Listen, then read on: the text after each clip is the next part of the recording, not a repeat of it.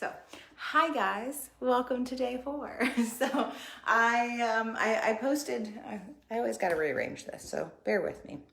I posted in my stories a picture of me being sad, and people were reaching out like, "I'm so sorry. Are you okay?" And I said, "I promise, I'm good. I'm just teaching about." I didn't mean to make you cry, yo. Sorry. I'm just teaching about sadness tonight, so I wanted to kind of like hit that home and people care, so remember that. So yes, today we are talking sadness, and if you are just catching us for the first day today, I'm going to give you like super quick recap, and then I want you to take the opportunity to go through and watch day 1, 2, and 3. So we started this week just talking about the basics of emotions and the fact that they are natural, they are normal. We are emotional beings. That's what makes us unique in this whole world of the universe and all of the creatures and creations. We are unique because we are emotional beings.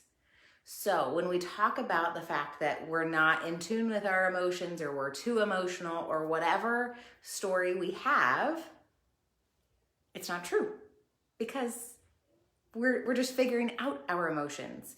So that was step 2, was emotions are just information.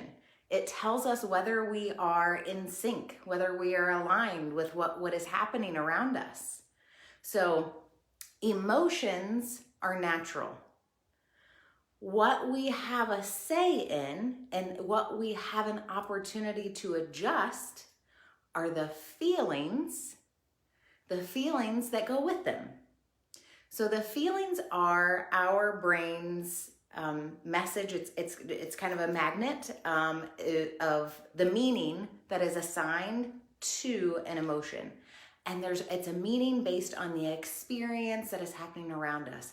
That's where like all the conditioning and just kind of like routine of life comes in, because we're raised to feel one way about something, about an experience. So for instance, we're talking sadness tonight. So we just may be conditioned. We may have always seen people in our life be sad when we lose someone. So that sadness, that like the physical reaction, your body reacting in a way, is somewhat just trained by our experiences and our environment that we have been raised in and the people we've been around. So the emotions are natural. The feelings, the meaning that is assigned to how we express the emotion, is what I really want you to focus on and recognize that you get a say. If you don't like how it's showing up for you, if it's not impacting your life and your business in a productive way, that's what we get to work on. So we've been talking about the 5 core emotions. Again, I like to use the Disney relationship here of inside out. So we started with anger. On day 1, we talked about how anger is showing up for you and the feelings associated with anger. So then day 2, we talked about fear. Fear was I think a hot button issue for some folks. Fear was one of those things. Again, we talk about rejection, and that anxiety and just being scared, like that true, when people think of fear, I think they associate like scared with fear. Insecurities, feeling threatened. Fear was a big day for us on day 2. And then yesterday we talked about disgust. So disgust being around being disapproving or disappointed. I see that coming up. Again, we talked a little bit about expectations and where we may be getting ourselves disappointed with those expectations. And just like that repelling aspect of just really repelling ourselves against something that we're encountering, something that we're interacting with. So super quick snapshot, because I want to get into today. So this is, again, just kind of a recap of yesterday.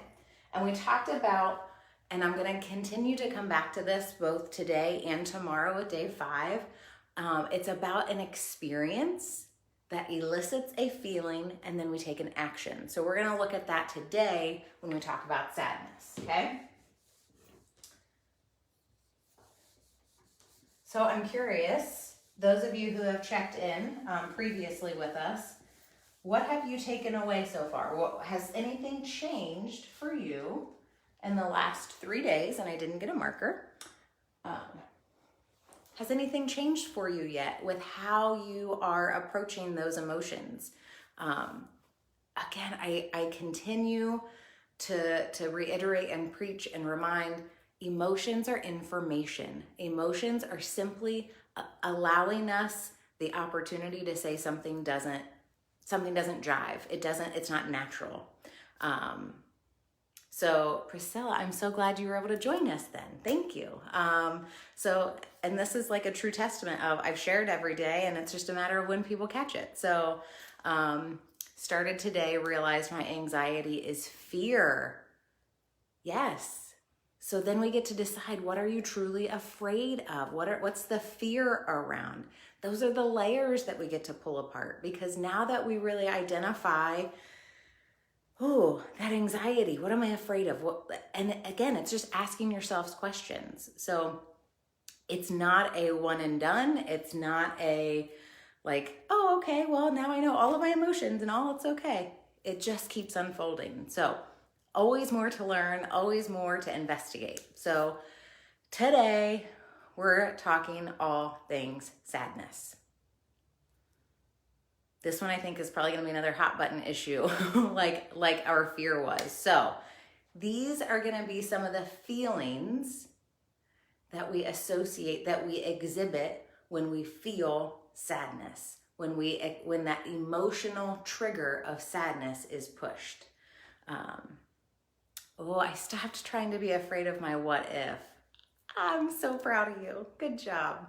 It's a big step, and it's not a step that all of a sudden, again, you're never going to have a what if again, but you're now giving yourself the tools and the information to go, I don't have to get stuck in the what if, right? I can make a different choice. And those choices are powerful. And it's all about having the information to use for you instead of against you. So good job. I'm so proud of you. Yes, work in progress. So sadness, we are talking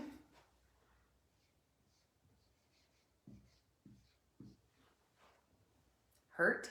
How many people feel hurt and you cry, you're sad, you express that sadness in a way? I don't think any of these are really going to be too much of a surprise. Depressed. This is one I felt in a huge way, and I still work on. Guilty.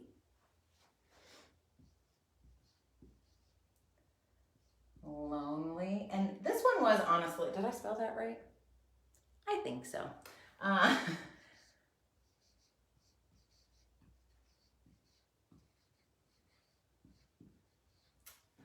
Vulnerable. So again, I don't know that any of these were like a huge surprise to me as I was going through and I was researching this. But I think this is where we have the opportunity to investigate the real core emotion, because so often we're kind of trained to, and I think I referenced it yesterday about, are you angry or are you disappointed in me? Like that feeling of disappointment almost is heavier and more piercing than somebody being angry at you. I think when you think about being hurt, oftentimes you can see this exhibited as an anger. It can, because we don't know, because we haven't investigated it, because we haven't really listened to our body to say it's really a hurt. Does that make sense? Am I talking to my wall? I might be, but it's one of those things that when you start really paying attention to the core of that feeling, the emotion, then you get to learn how to process it differently and express it differently. And that's where you can use it to your advantage. When you start learning where the emotion, where the feeling is coming from, then you have the opportunity to say, I'm hurt, I'm not angry. I don't need to lash out at people because it's not anger. It's a hurt. Like that's a physical, your body is going to hurt because of a sadness. Again, I go back to the reference of if you lose a loved one, someone you care about, you may just hurt. And you don't know how long that's going to last. And sometimes then that hurt is going to trigger other feelings. Because if somebody comes to try to do something for you, or if somebody tells you to get over it, or whatever it is, you're going to lash out in different ways, and it's going to intermix with all of these other feelings and emotions. Depressed, again, that is coming from a core emotion. How often are you in that depressive state? And I'm not necessarily talking about like a clinical depression, because there are serious cases where this is not my area of expertise. I am not a medical professional. I'm not able to diagnose anything. But there is a moment where you can feel depressed about something. Like when you just get into this rut, think about like if you're in business and maybe things aren't going so hot and you get into the gutter and you just go, it's this woe is me. It's never gonna work. It's replaying those like god-awful stories in your head over and over again of, well, I'm never gonna find anybody that wants to work with me. I'm never gonna, like, nobody wants to listen to me. So you get into this like woe is me state of that depressed feeling. I'm gonna save guilt later. So lonely, we'll skip up to lonely. Again, it's coming from that same core place. If you think about, when do you feel lonely? Explain that of, do you ever feel lonely in a room full of people? Do you ever feel like you're just, like you're not fitting in? It's because you're not hitting that emotional trigger of sadness, and you're like, how am I in a room full of 100 people and I still feel all alone? Does that come up for you? Left out of the group, yes. I've had that one many, many years. So again, and it's a work in progress, because you never feel like you're like the right piece to the puzzle, right? And again, this makes sense that a lot of these are going to tie together. If you're looking at a diagnosis, again, not a medical professional, but you're looking at this from a medical standpoint almost of the aspects of depression. People are going to feel lonely. They're going to feel left out. They're going to feel like nobody really wants to have them around, right? It's because it's all coming from that same place. They are exhibiting in a very similar way. Vulnerability. I was a little intrigued by this, because this, I feel like, is one of those feelings that you can use to your advantage. You can use to express yourself. You can use to tell a story. People are going to connect with you when you are vulnerable, when you share your pain, when you share your sadness, when you share openly without a fear of judgment. People connect with that. People want to know that they are not alone. How cool is that? You can use vulnerability to pull somebody else out of a lonely streak. That's powerful. And this is how you can start acknowledging and recognizing how these emotions all serve a purpose, and you can use them to strengthen yourself. Even though some of them may not feel great, they can be really useful and really powerful. They're telling you a story. It's our job to pay attention and listen to it. That's what I love, is that we get what we ask for. The universe is always going to give you what you ask for. That's why I say choose your words very wisely. Use that verbiage in your head. I think I put a post in the group today. Every cell in your body is listening to your thoughts. The universe is listening to your thoughts. If you want to have things that build you up, start thinking about things that build you up. Start getting on that momentum. I was talking with a client today, and she's got 3 kids, and she's just feeling very chaotic and very lonely. And we talked about just find some more general words to use. Instead of saying they're crazy, what's a more general phrase? What's a general thought that we can turn to instead of attracting that stuff that we don't want? We don't want the crazy. We don't want the stress. Understanding where those things are coming from is going to help you find those more general thoughts that can support a positive momentum. So vulnerability was interesting to me because people really do use it from a perspective of building that connection and that relatability, because we're all screwed up sometimes, right? So we have all had stories. We have all had pain. We have all had sadness. We have all had fear. We have all had that anger. And if you're like me, I never felt like it was okay for me to express the anger, to express the fear, to express the sadness. The disgust seemed a little bit easier, but I was always the one who was happy. I was always the one, and again, like people ask if I wasn't smiling all the time, what's wrong? That's not normal. Are you okay? And instead of saying, no, I'm not okay, I felt like that they were uncomfortable, so it was my job to make sure that they were comfortable. So I'm like, oh no, I'm fine. That never helped me. That never supported me in feeling any better. I just continued to push it all down. So when you continue to push things down, you're building all of this momentum in a not so productive way. And you're going to erupt one day. It's going to all come out. My intention with this 5 days is so you start acknowledging when those emotions, when those feelings start to kind of work together, and you can acknowledge them. You can write them down. You can speak them out loud, whether you're a journaler or if you have someone to talk to.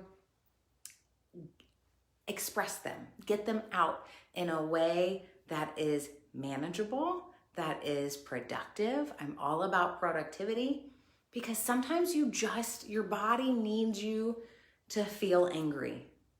The energy is built up in a way that says, just get the energy out. But if you continue to push it down, it's just building up to where it will tear you apart. And that's not doing anybody any favors. Right? It's not getting you anywhere. So one of my favorite questions to ask a client is, and how's that working for you? Obviously we're talking about something and they're like, well, this is what I'm doing. And well, how's it working for you? If it's not working, let's find a different direction. Let's find a different route. So, okay. Last one. Again, this is one. Guilt is a big one.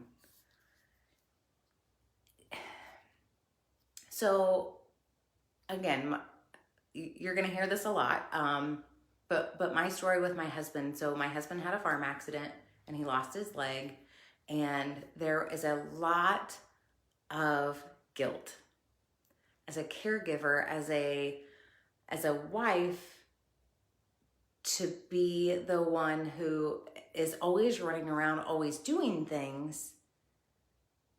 There can build up a lot of frustration. And then there can be a lot of guilt because I know he wants to be doing more and he physically couldn't. So I would feel guilty for being able to get up and do things as I always wanted to do, as I always could do. I would always feel guilty for stopping at the grocery store and having somebody else pick up my kids, or wanting to go out with friends and having to have somebody watch my kids. I would always feel guilty. And let me tell you, that is exhausting. Exhausting. Because not only did I not do those things as much, because I would say, oh, I can't do that. Choose your words wisely. It's not that I couldn't. I chose not to. I chose not to take the steps. But I used that as an excuse, and it continued to build this guilt, and it continued to build this resentment. And I remember it was probably about it. I'm trying to remember. We went on a vacation. I should remember my dates more. Was it 2017, maybe? Yeah, so I think a year after his accident, he surprised me. He gave me a Christmas gift. It was a vacation to Dominican Republic, because for about 6 months, I had been about to lose it. And I just kept saying, I need to get away. I need to get away. I need to get away. Like, I need to not have responsibility. I need to not have responsibility. I need to not. And so he would say, well, go out to dinner. I'm like, nope, I don't need 2 hours. I need time. So he surprised me with a vacation. It was beautiful, wonderful. But I didn't know yet how to process the emotions after we came back. And again, life was still happening. He had more bouts of MRSA. He had more surgeries. Our son was diagnosed with type 1 diabetes. Like, stress is still coming. These experiences are still coming. You can't always escape it. It's learning how to process it, learning how to work with the life that is happening around you, and know that it's not going to destroy you. Know that you get a say in all of it. And stuff like guilt isn't going to support you very well long term in that. And again, there are moments where it's going to serve you. Every emotion, every feeling has a purpose. It will serve you in one way or the other if you pay attention. Again, the universe continues to send these messages to us.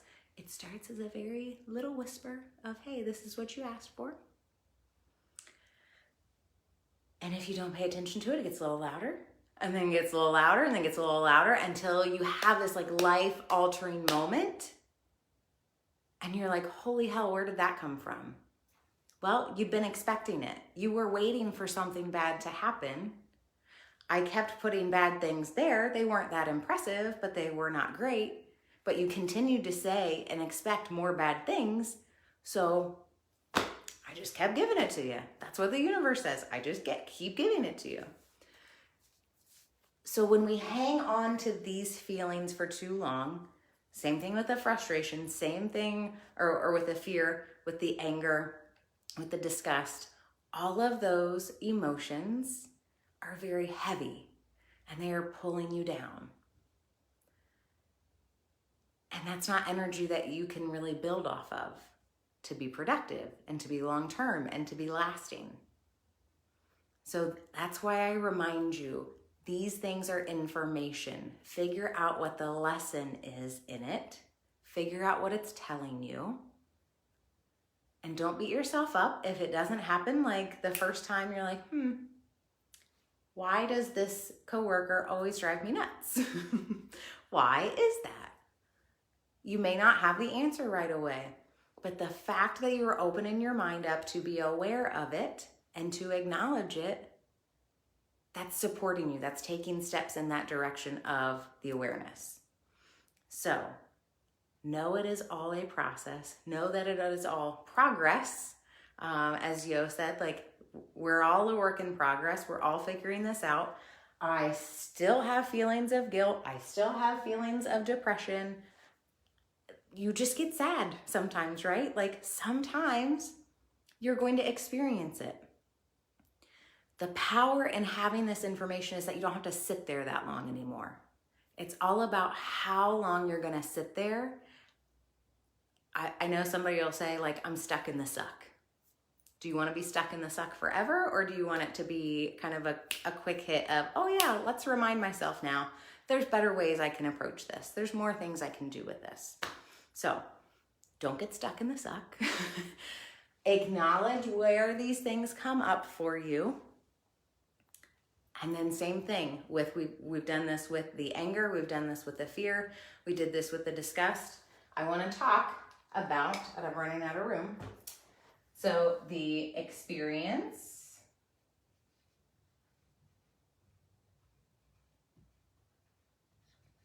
the feeling that elicits, and then the action that you take.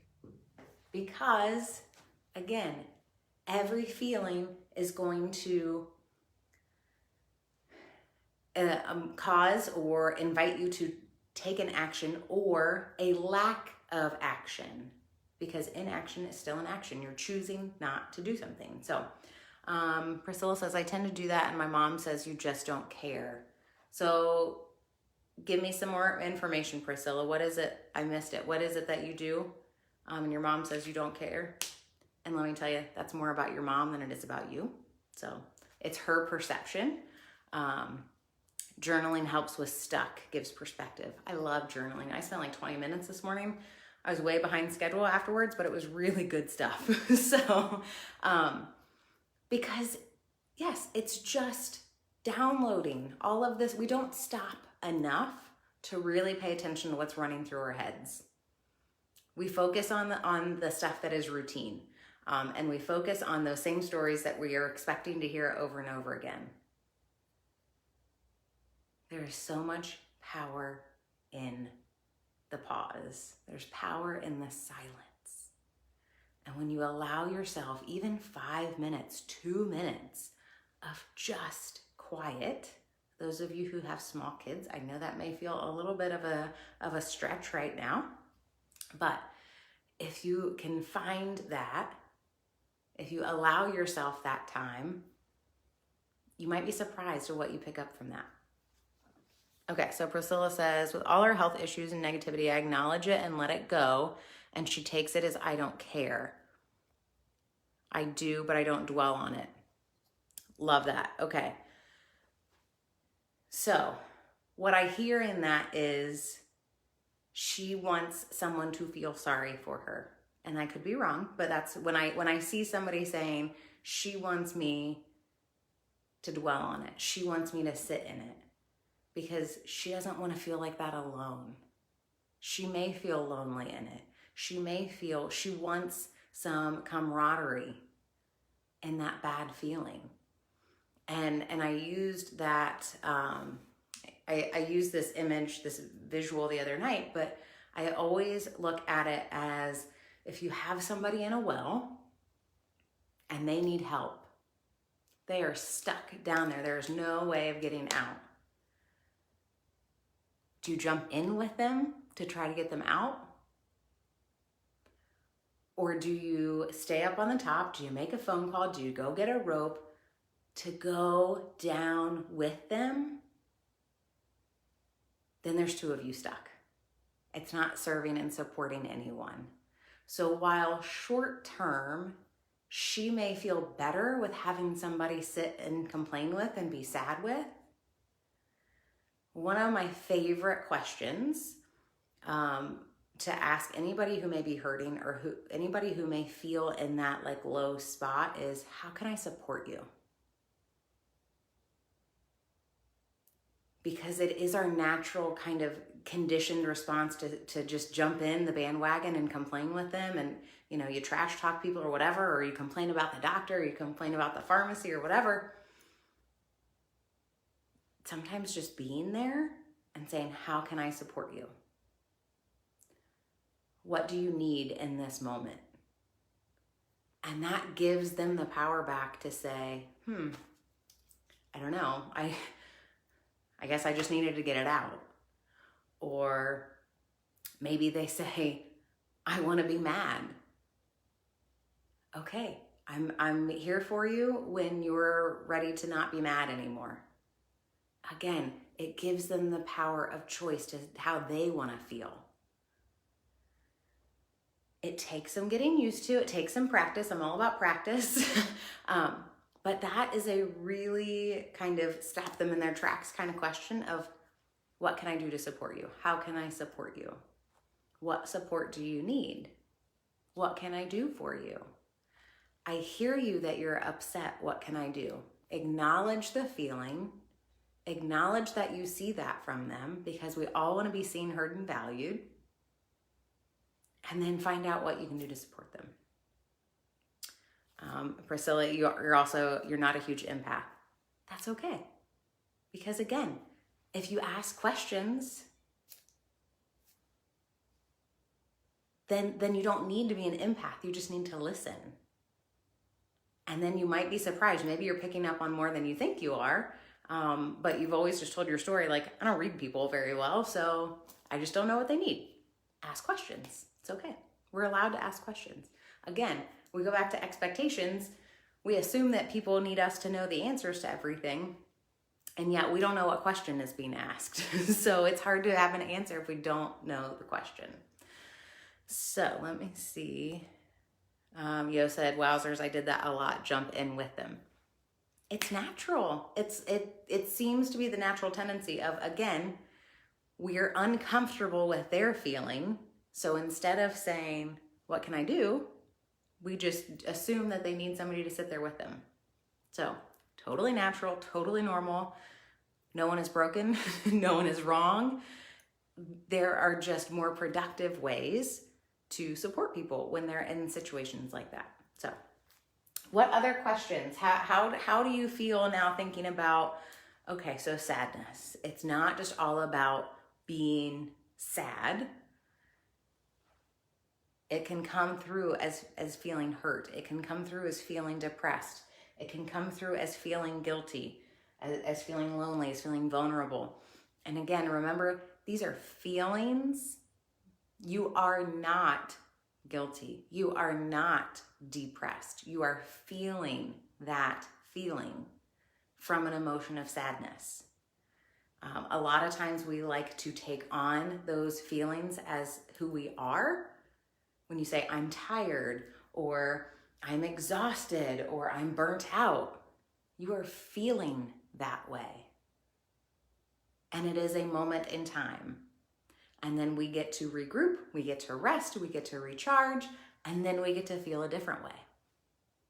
So when we start feeling these things, or we start expressing them in a way, we get stuck in it. Again, like it's very easy and it's very natural, and it will take some practice to shift out of that. I work a lot of that with clients. I've had clients in the past who have been in like support roles in their careers. And again, they always feel like they have to have the answer to everything. And it's emotionally draining, which then physically is exhausting. So when we start unpacking where that story starts or where it's coming from, and we start acknowledging that we get to change it, then we get a little bit lighter, and we get a little bit less stress, a little less anxiety, a little less overwhelm, and we just continue to build off of that momentum instead of the momentum of, I'm doing everything wrong, I'm never gonna get any of this right, this is never gonna work. That momentum feels yucky. So, Yo says, I'd never associated guilt with sadness. But when you think about it, like when you feel guilty, that's really heavy. Like and again, it's probably maybe because you have seen other people express guilt with anger, or frustration or something like that. I'm always happy on the outside around others. Been there, yes. And how often do you sit there and you think, I just really wish I could say out loud that I'm not okay? And we think, oh my gosh, are they gonna think I'm broken, or am I wrong?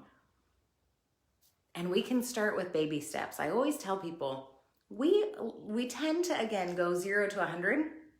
We think it has to be an all or nothing. Start with baby steps. Start with a practice. Like, what's an emotion? What's a feeling that you want to start exhibiting around people more? Pick a very small cross-section of your friends, or a very, maybe it's a lighthearted emotion. We're going to talk about joy tomorrow, so maybe that'll be a fun one to start with. Start expressing these things in little ways, so then it's not this big abrupt, like, hey, I'm changing everything of who I am. I should do more reels, right? It's about those baby steps to get us more comfortable and more confident with understanding where they're coming from. So, let's see. Keisha says, always when I'm tired, it really bubbles up. That feeling of tired and exhaustion, like everything is under a microscope and it all feels like times 10. So that's why rest is really important. Yo says, I don't ask for help. Try to vent more. And it's, again, start venting to like a wall. If you're really uncomfortable, just practice saying it out loud. Even if nobody's around, sometimes just practicing saying the words makes a big difference, even if nobody else is hearing it. So at least you know, and you're practicing getting them out. So even if you don't want to practice in the front of a mirror, just, again, to a wall, to nobody. Go walk around outside, talk to yourself. Nobody has to see you, right? So practice in a way that feels safe and feels comfortable. Yeah, I need to verbalize. But who says you have to verbalize to somebody? So again, it's all practice. It's a matter of what feels like a good next step, a productive next step. You don't have to be experts in all of this overnight. So, okay. How long did I go? Another 40 minutes. I knew this was going to be a good one.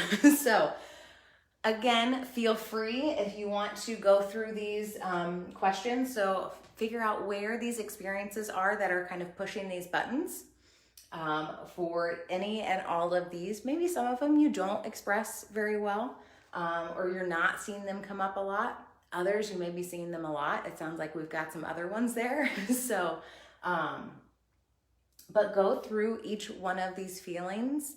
See if it's coming up, what the experience is, what is the trigger for you, where you get that feeling, and then what is the action or the inaction that you may be taking with that.